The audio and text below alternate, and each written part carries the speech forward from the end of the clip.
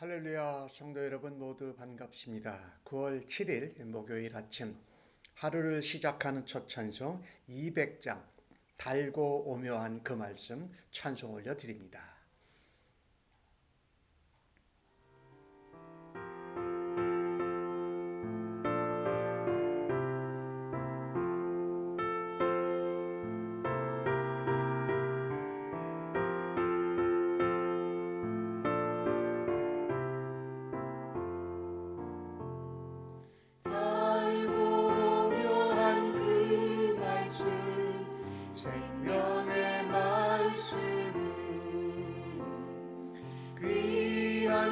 말씀 진실로 생명의 말씀이 나의 길과 믿음 밝히 보여주니 아름답고 귀한 말씀 생명샘이로다. 아름답고 귀한 말씀 생명샘이로다. 귀한 주님의 말씀은 내 노래 되도다. 모든 사람을 살리는 생명의 말씀은 값도 없이 받아 생명 길을 가니 아름답고 귀한 말씀 생명샘이로다. 아름답고 귀한 말씀 생명샘이로다.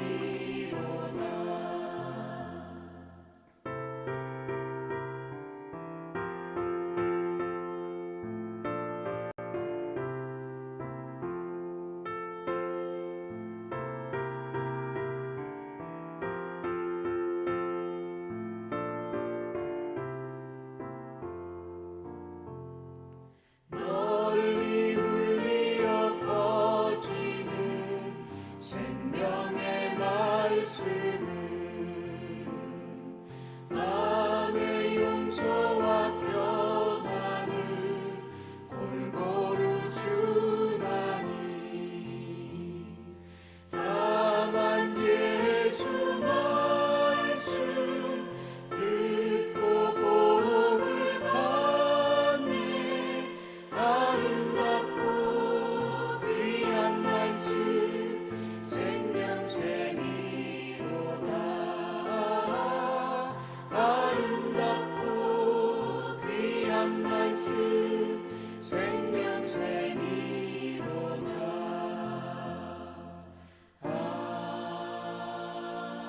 아멘. 이 아침에 저희들에게 주시는 하나님의 말씀은 히브리서 4장 12절로 16절의 말씀입니다. 교독해서 하나님 말씀 받습니다. 하나님의 말씀은 살아있고 활력이 있어 좌우에 날선 어떤 검보다도 예리하여 혼과 영과 및 관절과 골수를 찔러 쪼개기까지 하며 또 마음의 생각과 뜻을 판단하나니 지으신 것이 하나도 그 앞에 나타나지 않음이 없고 우리의 결산을 받으실 이의 눈앞에 만물이 벌거벗은 것 같이 드러나느니라. 그러므로 우리가 우리에게 큰 대제사장이 계시니 승천하신 이 곧 하나님의 아들 예수시라. 우리가 믿는 도리를 굳게 잡을지어다. 우리에게 있는 대제사장은 우리의 연약함을 동정하지 못하실 리가 아니요 모든 일에 우리와 똑같이 시험을 받으신 이로되 죄는 없으시니라. 그러므로 우리는 긍휼하심을 받고 때를 따라 돕는 은혜를 얻기 위하여 은혜의 보좌 앞에 담대히 나아갈 것이니라. 아멘. 우리가 이 신앙생활 하다가 믿음의 길을 가다가 흔들릴 때, 또 방황할 때, 우리의 믿음이 떨어지고 은혜가 사라지게 될 때 우리는 다시 초점을 말씀에게로 맞춰야 합니다. 하나님이 우리에게 약속을 주시고 이 땅의 모든 것들은 하나님이 말씀하신 대로 이루어지기 때문에 그 말씀을 다시금 바라다보고 말씀을 붙잡는 일을 힘써야 합니다. 오늘 히브리서 기자는 말합니다. 하나님의 말씀은 살아있다. 그리고 활력이 있다. 즉 운동력이 있다라는 것이죠. 하나님의 말씀이 생명력이 있다. 그래서 우리를 흔들리는 가운데 굳세게 하시고 우리가 죽을 자의 자리에서 살아나는 그 힘이 하나님의 말씀에 있다라는 것입니다. 운동력이 있어서 하나님의 말씀이 우리를 감동도 시켜주시고 우리에게 은혜를 주시고 때로는 우리를 주님 앞에 죄를 용서하고 회개하게까지 하신다라는 것입니다.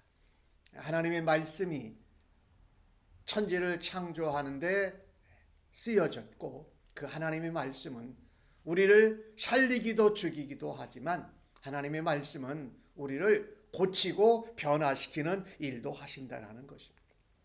그래서 이 하나님의 말씀은 우리에게 약속이기도 하지만 어떨 때는 마치 수술 칼과 같이 양날선 검처럼 예리해서 우리의 혼과 영과 우리의 관절과 골수를 찔러 쪼개기까지 한다. 즉 수술한다라는 거지요. 하나님의 말씀이 우리의 생각과 우리의 마음과 우리의 삶의 행동 가운데 잘못된 것을 잘라내는 놀라운 일을 하시고 또 에베소서에 나오는 말씀처럼 하나님의 전신갑주를 입은 하나님의 백성들에게 유일한 공격하는 무기는 바로 성령의 검 하나님의 말씀인 것을 우리가 기억해야 할 것입니다. 그래서 하나님의 말씀이 나를 폐부를 가르는 말씀을 들려주실 때에 하나님이 나의 더러운 것, 악한 것을 제거하시는구나 라고 하면서 오히려 힘들어하기보다 그것을 감당하고 기뻐하며 순결하게 변화시켜 주시는 하나님의 은혜와 능력에 감사할 수 있어야 할 것입니다. 우리는 여러 가지 우리의 마음과 우리의 생각이 있습니다. 그리고 우리가 하고자 하는 어떤 의도, 뜻이 있어요. 그런데 우리의 생각과 마음과 뜻대로 되는 것이 아니라 사실은 하나님의 마음대로, 하나님의 뜻대로, 하나님의 생각대로 모든 것이 된다. 그것이 성경의 말씀에 기록된 하나님의 마음이요, 하나님의 뜻이요, 하나님의 생각인 것입니다. 우리는 하나님 말씀 앞에 설 때에 하나님 내 마음과 내 뜻과 내 생각을 이루어 주십시오라고 주장하면서 많이 나갑니다. 그러나 하나님 말씀 앞에서 또 기도하면서 우리는 우리의 마음과 뜻과 생각을 내려놓고 하나님의 마음과 뜻과 생각을 따르는 것이 바로 하나님의 말씀의 은혜요 능력인 것입니다.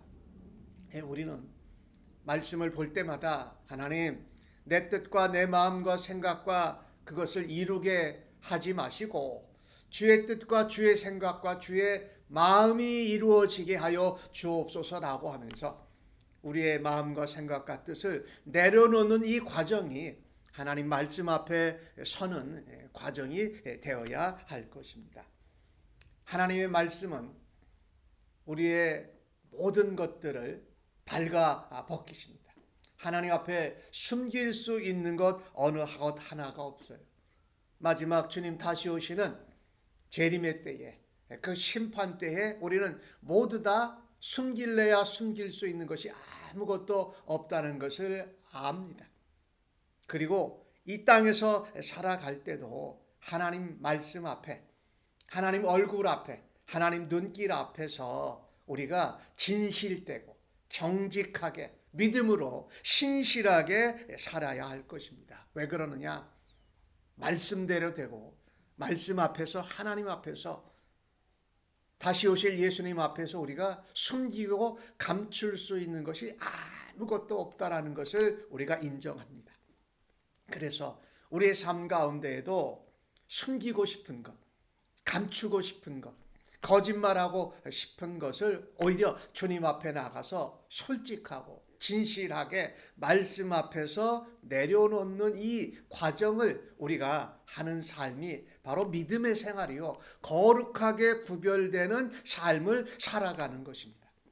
그렇게 살아가다가 정말 예수님 다시 오실 때에 모든 것이 다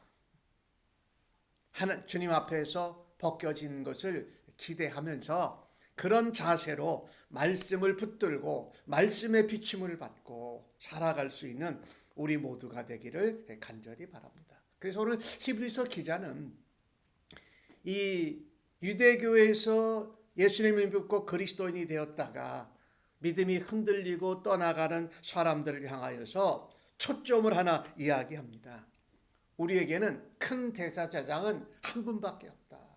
인간 대제사장들은 나이가 차면 떠나야 되고 대를 이어서 세습해서 했지만 우리에게 있는 큰 대제사장은 한 분이신 하나님의 아들 예수 그리스도밖에 없다. 그래서 다른 것이 아니라 예수 그리스도를 믿고 예수 그리스도를 붙잡고 예수 그리스도와 함께 가야 한다.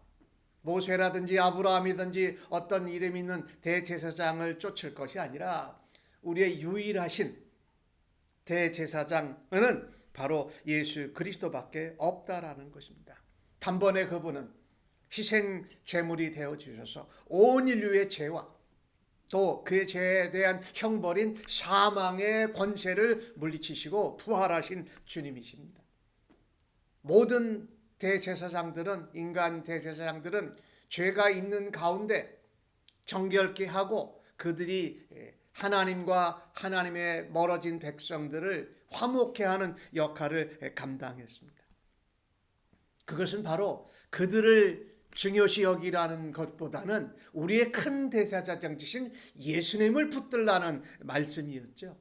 그래서 그 예수님은 우리의 대제사장이 되시는데 우리의 연약함을 긍휼히 여기고 불쌍히 여기시는 분이시다. 또 그분 자체가 그냥 하나님으로 영으로 계셨던 게 아니라 우리와 같은 인간의 모습, 혈과 육을 가진 인생의 모습으로 이 땅에 오셔서 모든 이 세상에서의 시험과 유혹을 직접 당하신 분이라는 것입니다. 그런데 그분은 우리와 다른 것 하나가 있는데 죄가 없으신 분이다. 죄가 없으시고 흠이 없고 그 시험에 넘어간 적이 없는 그 분이 진정한 우리의 대제사장이 되시고 우리가 드렸던 구약에 드리는 모든 희생 제물이 흠이 없는 것을 드렸던 것은 바로 흠이 없으신 예수 그리스도만이 유일한 우리의 대속 제물, 희생 제물이 되심을 표현하고 있는 것이지요. 그분은 우리의 시험과 유혹을 우리와 같이 당하셨기에 우리가 무엇이 힘든지, 무엇에 약한지, 무엇 때문에 아파하고 무엇 때문에 염려하고 걱정하는 것을 잘 아시는 분이세요. 우리를 긍휼히 여기시고 우리를 도와주시는 분이시라고 히브리서 2장 18절에 말씀하지 않습니까? 우리를 도우시는 분이시다. 그러니 우리를 도와주시는 그분 앞에 우리는 하나님 내가 할 수 있습니다. 내가 감추면 아무도 모릅니다. 라고 하는 것이 아니라 인간의 열심과 노력과 우리의 힘을 의지하는 것이 아니라 주님 이렇게 두려워하고 시험에 넘어지기도 하고 유혹에 빠지기도 하고 이렇게 어려워서 두려워하는 우리들의 모습을 불쌍히 여겨 주십시오라고 하면서 바로 그때가 우리의 대제사장 되신 예수님께 나아가는 것입니다. 그 이름을 힘입어 십자가에 죽으시고 부활하신 그 능력을 생각하면서 하나님 앞에, 은혜의 보좌 앞에 담대히 나아가야 할 것이다. 우리가 살아가는 가운데 우리를 긍휼히 여기시고 우리를 불쌍히 여기시고 우리를 도와주실 수 있는 분은 언제든지 예수 그리스도 그분 한 분밖에 없다. 우리가 어려움을 당할 때마다, 문제가 있을 때마다, 믿음이 흔들 때마다 다시금 은혜의 보좌 앞에 담대히 나아간다.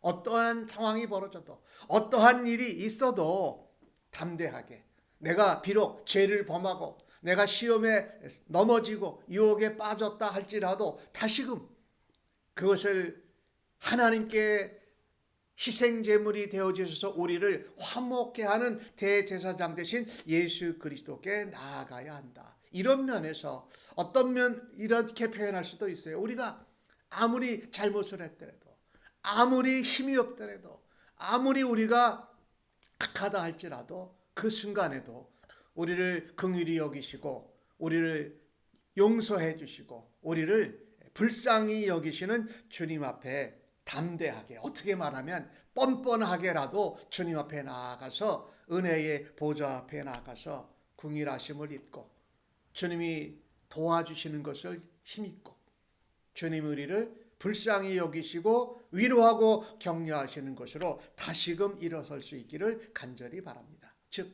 주님 앞에 나아간다는 것은 하나님이 주신 약속의 말씀을 붙들고 나아가는 것입니다. 그래서 우리는 오늘 주신 말씀 12절에 시작으로 말씀한 것 같이 하나님의 말씀은 생명력도 있고 운동력도 있고 우리를 변화시키고 치료하고 회복시키는 능력의 말씀인 것을 믿고 하나님 내 영과 혼과 관절과 골수를 찔러 쪼개기까지 하나님이 고쳐주시고 치료하여 주시고 하나님 말씀 앞에 우리의 마음과 생각과 뜻을 내려놓고 하나님의 마음과 생각과 뜻이 이루어지는 일을 쫓아가는 우리 모두가 되어지고 오늘 하루의 삶이 되어지기를 주님의 이름으로 간절히 축복합니다. 아멘. 하나님 아버지 말씀으로 천지를 창조하셨고 또 하나님의 아들 예수 그리스도께서 말씀이 육신이 돼서 우리 가운데 오신 것을 감사합니다. 유일하신 큰 대제사장은 예수님밖에 없음을 믿고 언제든지 우리가 힘들고 어려울 때 주님의 긍휼하심을 기억하고 때를 따라서 우리를 도우시고 피할 길을 주시고 우리를 맞아주시는 주님의 이름으로 하나님 앞에 설 수 있는 저희들 되도록 오늘도 인도하여 주시니 감사합니다. 무엇보다도 말씀 앞에 저희들을 겸손히 세우고 또 하나님 앞에 나아가서 우리의 마음과 뜻과 생각을 내려놓고 주님의 마음과 생각의 뜻을 따르며 아버지의 뜻이 이루어지도록 오늘도 살아드리게 하여 주옵소서. 의탁하고 감사하면서 예수님의 이름으로 기도하옵나이다. 아멘.